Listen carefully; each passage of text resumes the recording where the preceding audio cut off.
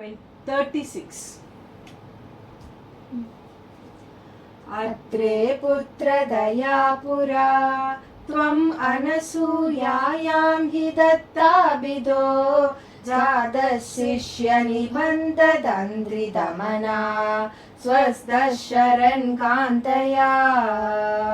दृष्टो भक्ततमेन हेहय महीबालेन तस्मै वरान् अष्टैश्वर्यमुखान् प्रदाय दतित स्वेनैव शान्ते वदम् सत्यं कर्तुमतार्जुनस्य च वरं दशक्तिमात्रानतं ब्रह्मद्वेषि तदाखिलं नृपकुलं हन्तुं च भूमेर्भरम्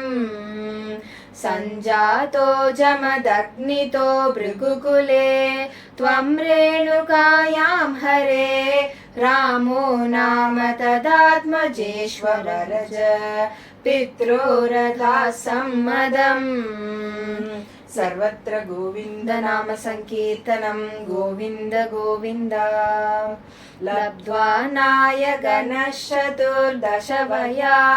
गन्धर्वराजे मनाक् आसक्तां किल मातरं प्रतिपितु क्रोधाकुलस्याज्ञया दादाज्ञातिकसोदरैः सममिमां शित्वा दशान्तापितु तेषां जीवनयोगमापितवरं माता च ते ताद्वरान् पित्रा मातृमुदेस्तवा हृतवियत् धेनोर्निजात् आश्रमात् प्रस्थायाथ भृगोर्गिरा हिमगिरौ आराध्य गौरीपतिम् लब्ध्वा तत्परशुं तदुक्तदनुज चेति महाश्रादिकं प्राप्तो मित्रमताकृतव्रणमुनिं प्राप्यागमस्वाश्रमम् आखेदो भगदोऽर्जुन सुरगवी सम्प्राप्त सम्पद्गणैः त्वत्पित्रा परिपूजितः पुरगतो दुर्मन्त्रिवाचा पुनः कां क्रेतुं सशिवं न युङ्क्तकुधिया तेनाभिरुन्तन्मुनि प्राणक्षेपसरोषगो हत शमुक्षक्रेण वत्सो हृत सुक्रोज्जीविततातवाक्यचलित क्रोधोदसख्या समं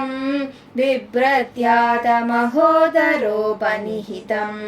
शापं कुटारं शरान् आरूढः सह वाहयन्तृकरदं माहिष्मतीमाविशन् वाग्भिर्वत्समदासु शिक्षितिपतौ सम्प्रास्तुता सङ्गरम् पुत्राणामयुतेन सप्तदशभिः साक्षौहिणी भीमः सेनानीभिरनेकमित्रनिवहै व्याजृम्भिता योधन सद्यस्त्वक्तकुटारपाणविदलन् निःशेषसंयोत्करे भीति प्रतृतनष्टशिष्टतनय त्वामापतद्देहय लीलावारित नर्मदा जलवलल् लङ्केशकर्वापः श्रीमद्बाहुसहस्रमुक्तबहुशस्त्रास्त्रं निरुन्धन् अमुम् चक्रे त्वय्यत वैष्णवेऽपि विफले बुद्ध्वा हरिं त्वां मुदा ध्यायन्तं चित्तसर्वदोषमवधि सोहात् परं ते पदम् भूयो मर्षितहेहयात्मजगणैः ताते हते रेणुकाम् आज्ञानां हृदयं निरीक्ष्य बहुशो घोरां प्रतिज्ञां वहन् ध्यानानीतरतायुधत्वमकृता विप्रद्रुहक्रत्रयान् दिक्चक्रेषु कुटारयन् विशिखयन् विक्षत्रियां मेदिनीं तादोज्जीवनकृन्नृपालककुलं त्रिसप्तकृत्वो जयन् सन्तर्प्याथ समन्तपञ्चकमहा रक्तहृदौघे पितॄन् यज्ञेष्मामपि काश्यपादिषु दिशन् साल्वेन युध्यन् पुनः कृष्णो मुं निहनिष्यतीति शमितो युद्धात् कुमारैर्भवान् न्यस्यास्त्राणि महेन्द्र भूभृतितपस् तन्वन् पुनर्मज्जितां गोकर्णावधिसागरेण